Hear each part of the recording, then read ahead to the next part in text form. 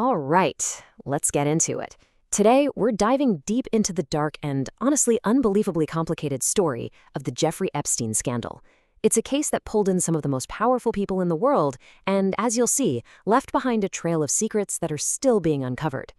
To really get what happened, we have to start in a very specific place. Imagine this, a 75-acre private island in the U.S. Virgin Islands called Little St. James. I mean, on the surface, it was a total paradise. We're talking luxury villas, perfect beaches, even its own helipad for all the elite guests flying in. It was literally a private playground for the rich and famous. But behind that beautiful picture-perfect facade was something truly horrific. The people who lived nearby, the locals, they had a very different name for it. They called it Pedophile Island. And that's because this paradise was actually the epicenter of a massive child trafficking and sexual abuse operation. It's where young, underage girls were trapped with absolutely no way to escape. And this is where the whole twisted story really kicks off. So the big question is, how on earth does a paradise island get turned into a predator's personal hunting ground? To understand that, you first have to understand the man who owned it all and the sick, sophisticated scheme he built. I mean, Jeffrey Epstein's story is just wild. This guy went from being a math teacher to a high-flying financial advisor for billionaires, building up a fortune of around $600 million. But his money wasn't his real power. No, his real power was his network. He created this shield of legitimacy by surrounding himself with powerful friends, people like former Presidents Bill Clinton and Donald Trump, and even Britain's Prince Andrew. The true horror of what he was doing really started to come out in 2005. That's when a police investigation discovered that this wasn't just one man acting alone. No, this was a highly organized criminal enterprise, and it was structured just like a pyramid scheme. And here's the chillingly simple way it worked. A young girl, usually a minor, would get approached and offered a couple $100 for a so-called massage. After she was taken to his property and abused, she was then offered more money to bring in someone new, often a friend from school. It's absolutely sickening. He turned his victims into recruiters, creating this devastating chain of abuse that just kept growing and growing.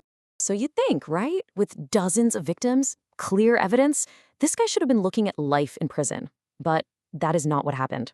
Not even close. What happened next was a complete and total failure of the justice system. Just look at this contrast. It's insane. On one side, you've got this massive FBI investigation, a 53-page report, more than 36 victims identified, and federal charges for international sex trafficking. And on the other side, the result? A secret plea deal cooked up by a federal attorney named Alexander Acosta, where Epstein pleads guilty to just 2 minor charges and gets total immunity from everything else. They even hid the deal from his victims. Unbelievable. And the punishment for running this entire massive network of abuse, you ready for this? 18 months. Just let that sink in for a second. 18 months. And calling it a sentence is a real stretch. It was more like a vacation. He got his own private wing of the jail. He was allowed to leave for work release to his luxury office for 12 hours a day, 6 days a week. Basically, the jail was just a place for him to sleep at night. And, to top it all off, he got out 5 months early. And here is a critical piece of this whole puzzle. The guy who gave Epstein this ridiculously lenient deal, Alexander Acosta, well, he was later appointed to be the Secretary of Labor in Donald Trump's administration. For years, it really seemed like that was it. The case was closed, Epstein had gotten away with it all. But the story wasn't over. Because one journalist, she refused to let it die. And her work, well, it was about to change everything. So in 2018, a Miami Herald reporter named Julie K. Brown published this incredible series called Perversion of Justice. She dug in, she exposed the secret deal, she told the victim stories, and it just reignited this massive public outrage. The pressure got so intense that authorities in New York had no choice but to open a brand new investigation into Epstein. So, Epstein gets arrested again in 2019. This time he's facing up to 45 years in prison. It finally looked like justice was coming. But then, the story took its most shocking and final twist. On August 10, 2019, Jeffrey Epstein was found dead in his jail cell. The official cause of death was ruled a suicide, but his death meant he would never, ever face a trial. And his victims, They would never get their day in court. And his death, well, it basically broke the internet. It sparked this explosion of conspiracy theories, all summed up in that one phrase you've definitely seen everywhere: Epstein didn't kill himself.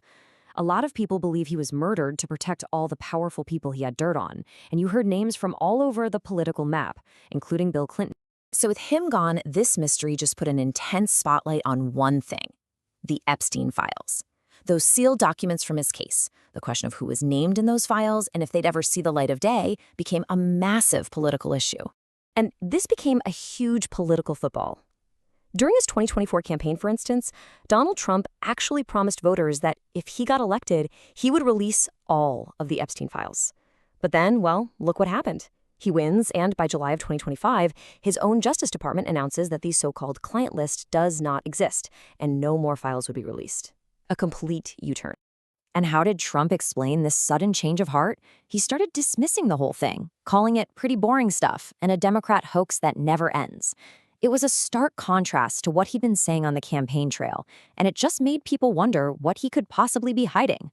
So when a small part of the files did eventually get unsealed, they contained some really damaging allegations against all sorts of powerful people, including Donald Trump. For example, flight logs showed Trump flew on Epstein's private plane, the Lolita Express, 8 different times. One document included an Epstein email claiming Trump knew about the girls. Another was an FBI tip from a limo driver who alleged Trump was involved in an assault with Epstein back in 1999. There was even a letter signed by Epstein that said, "Our president also loves young girls like us." Now, it's super important to remember these are allegations contained in the files, not necessarily proven facts. And here's the wildest part. All of that is just from the tiny, heavily redacted portion of the files we've actually seen. There are still over 1 million documents sealed away from the public, which leaves us all with the biggest question of all: what other secrets are still buried in there, and whose powerful names have yet to be revealed?